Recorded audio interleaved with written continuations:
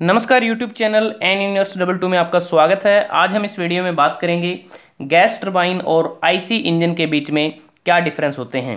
Gas turbine और IC engine के बीच differentiate करने के लिए कुछ फैक्टर्स को निर्धारित किया गया है और इन फैक्टर्स के आधार पे हम आपको बताएंगे कि गैस टरबाइन आईसी इंजन मतलब कि इंटरनल कंबशन इंजन से कैसे अलग होती है। सबसे पहला फैक्टर है इग्निशन एंड लुब्रिकेशन सिस्टम। अगर हम बात करें आईसी इंजन की तो आईसी इंजन में यह काफ़ी कॉम्प्लिकेटेड सिस्टम होता है गैस टरबाइन के कंपैरिजन में, लेकिन गैस टरबाइन में इग्निशन और लुब्रिकेशन सिस्टम सिंपल होता है। उसके बाद है फ्लाई व्हील रिक्वायरमेंट। जो फ्लाई व्हील की जो रिक्वायरमेंट होती है वो सिर्फ आईसी इंजन में होती है, क्योंकि यहाँ पर जो टॉर्क प्रोड्यूस होता है वह यूनिफॉर्म नहीं होता। लेकिन गैस टरबाइन के केस में फ्लाई व्हील की कोई रिक्वायरमेंट नहीं होती, क्योंकि गैस टरबाइन में यूनिफॉर्म टॉर्क प्रोडक्शन होता है। उसके बाद है वर्किंग साइकिल। यह काफ़ी इम्पोर्टेंट फैक्टर है जिसके आधार पे हम बात करते हैं। जो गैस टरबाइन है यह ब्रेटन साइकिल पर कार्य करती है।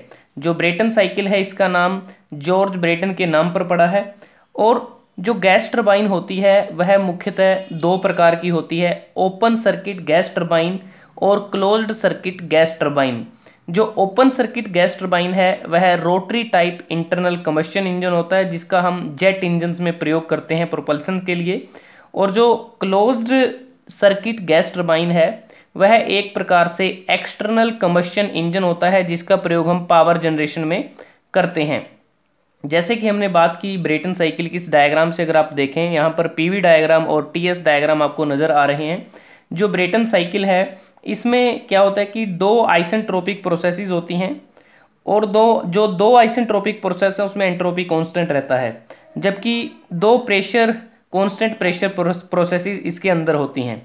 उसके बाद अगर हम बात करें आईसी इंजन की, IC engine internal combustion engine है। यह दो साइकिल्स पे कार्य करता है। वैसे तो तीन होते हैं, ऑटो साइकिल और डीजल साइकिल, एक ड्यूल साइकिल भी होता है। लेकिन जो ऑटो साइकिल है यह हम पेट्रोल इंजन के लिए यूज़ करते हैं। जो डीजल साइकिल है इसको डीजल इंजन के लिए प्रयोग किया जाता है। ऑटो साइकिल का नाम निकोल्स ऑटो के नाम पर पड़ा है, जबकि डीजल साइकिल का नाम रुडोल्फ डीजल के नाम पर पड़ा है। ऑटो साइकिल में दो कांस्टेंट वॉल्यूम प्रोसेसेस होती हैं, जैसे आप पीवी डायग्राम देख पा रहे हैं कि इसमें दो कांस्टेंट प्रोसेसेस हैं, जो वॉल्यूम कांस्टेंट रहता है, और इसमें दो आइसेंट्रोपिक प्रोसेसेस रहती हैं जिसमें हम कह सकते हैं कि रिवर्सिबल एडियाबैटिक होता है।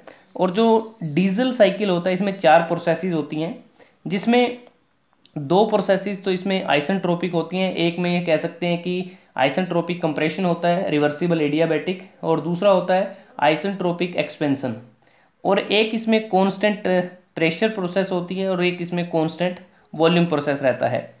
तो जो नेक्स्ट फैक्टर है वो है रनिंग स्पीड, कि दोनों केसेस में रनिंग स्पीड क्या रहती है। जो गैस टरबाइन है ये काफ़ी हाई रनिंग स्पीड इनकी होती है, तकरीबन 40,000 आरपीएम के अबाउट, क्योंकि इसमें रोटरी पार्ट होता है। जो आईसी इंजन है इसमें हायर स्पीड नहीं होती, इसमें रेसिप्रोकेटिंग पार्ट होता है। उसके बाद है अमाउंट ऑफ एग्जॉस्ट गैसेस। जो गैस टरबाइन है ये जो इसमें एग्जॉस्ट गैसेस प्रोड्यूस होती हैं वो 5 गुना ज़्यादा होती हैं जो एग्जॉस्ट गैसेस आईसी इंजन में प्रोड्यूस होती हैं उससे। तो कह सकते हैं कि आईसी इंजन में एग्जॉस्ट गैसेस कम प्रोड्यूस होती हैं। उसके बाद है वर्क डेवलप्ड पर केजी ऑफ एयर। तो इसमें क्या है कि ये जो वर्क डेवलपमेंट होगी यह गैस टरबाइन में ज़्यादा है और आईसी इंजन में कम होती है। उसके बाद है स्टार्टिंग।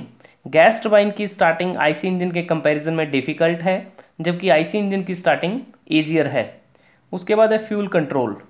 जो फ्यूल कंट्रोल है वो गैस टरबाइन के केसेस में काफ़ी डिफ़िकल्ट रहता है, क्योंकि इसमें वाइड ऑपरेटिंग स्पीड होती हैं, जबकि आईसी इंजन में फ्यूल कंट्रोल इसके कंपैरेटिवली आसान रहता है। जैसा कि हमने बात की है कि जो आईसी इंजन है इसमें फ्यूल के तौर पे हम यूज़ कर सकते हैं पेट्रोल, डीजल। और अगर हम बात करें गैस टरबाइन की, गैस टरबाइन के केस में हाइड्रोकार्बन गैसेज हो सकती हैं, लिक्विड पेट्रोलियम फ्यूल यूज़ कर सकते हैं गैस टरबाइन में। अगर हम गैसियस फ्यूल की बात करें तो उसमें नेचुरल गैस है जिसको मेनली गैस टरबाइन में यूज़ करते हैं पावर पंपिंग स्टेशन में। जो लिक्विड फ्यूल्स हैं उसको हम जो gas turbine power transport vehicles हैं लोकोमोटिव्स या शिप्स हैं वहाँ पर इनका यूज़ किया जाता है। अगर हम जेट इंजन्स की बात करें तो जेट इंजन में हम बात करें तो कैरोसिन ब्लेंड या फिर अनलीडेड फ्यूल कैरोसिन का इस्तेमाल किया जा सकता है। उसके बाद है एग्जॉस्ट गैस पोल्यूशन।